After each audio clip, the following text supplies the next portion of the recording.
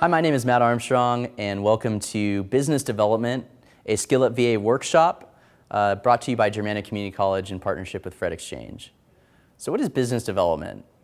There's so much around business development that I think are misconceptions. Some might say business development is sales. Some might say, no, business development is partnerships. Some might say, no, that's not right. Business development is all about hustling and driving revenue. Well, I think there's some of that all wrapped into business development. But ultimately, I think business development is creating long-term value for an organization through customers, markets, and relationships. So when we say long-term value, what do I really mean? I mean cash. I mean customer relationships. I mean market expansion. I mean creating sustainability and a competitive advantage. And then we jump to customers. Well, moving through a customer discovery process, identifying the particular customer segment that you want to work, and maybe that's a test segment. And ultimately, maybe you're shooting for a much larger segment, but you're learning from this one, going after one. That's business development.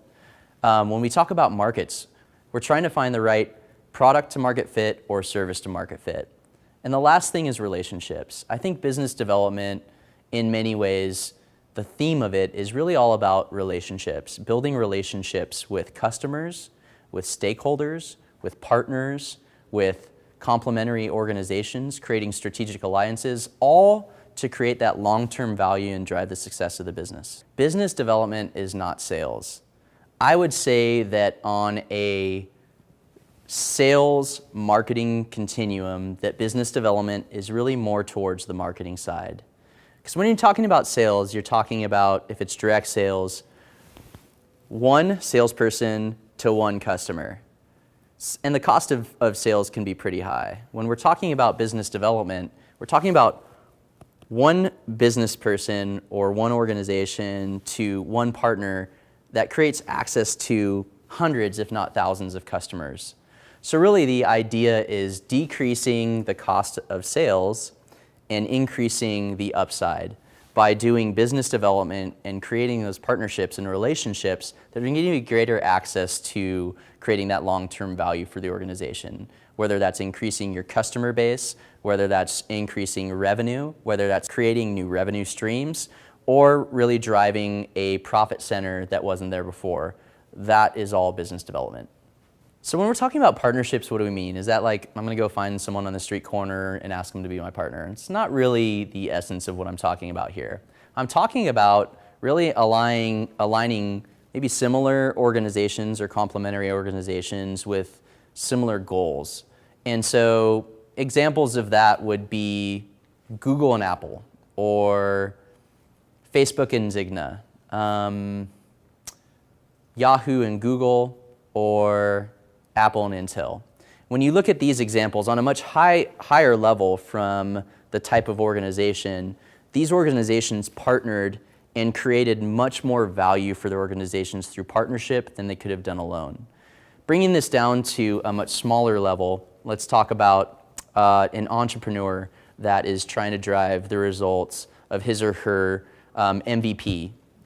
A critical partnership might be with a technology solutions partner. If you're a non-technical founder and you're looking for access to really a technology-focused segment, then that partnership may create a greater capability for you to get out there and actually achieve that goal. Without kicking sales to the curb, because that's not at all what I'm talking about, because sales is certainly a part of driving the performance of a business. And sales and business development are very complementary. Really, to identify some just sales tactics that I think will help you in your particular business. Number one is don't go in cold. Referrals are key. Have a warm lead and prepare for the potential meeting. The second thing is, once you're in the meeting, just listen. Be perceptive. Help the prospect feel like you are very interested and engaged in their problem set or what it is they're trying to achieve. Tell stories and use imagery to really showcase what product or service or problem that you're trying to solve. always, always, always follow up. Be very proactive in communication and set commitments and expectations that you can definitely satisfy. Be persistent. Don't fear rejection, even though rejection is extremely fearful, but know that that's part of the process and that ultimately you're trying to drill down from 100 prospects or 1,000 prospects to a win rate of maybe 5%, 10%, or 20%. And the last thing is bring an optimistic, enthusiastic excitement to the table all the way through. And really the sales process doesn't start from the initial point of contact. It starts once the contract is signed and once you begin to execute. The best form of sales is delivering on what you promised. So where does business development fit within the lean startup methodology? I think that business development, and one of the reasons why I'm so passionate about business development as a key business activity, is it incorporates the whole process.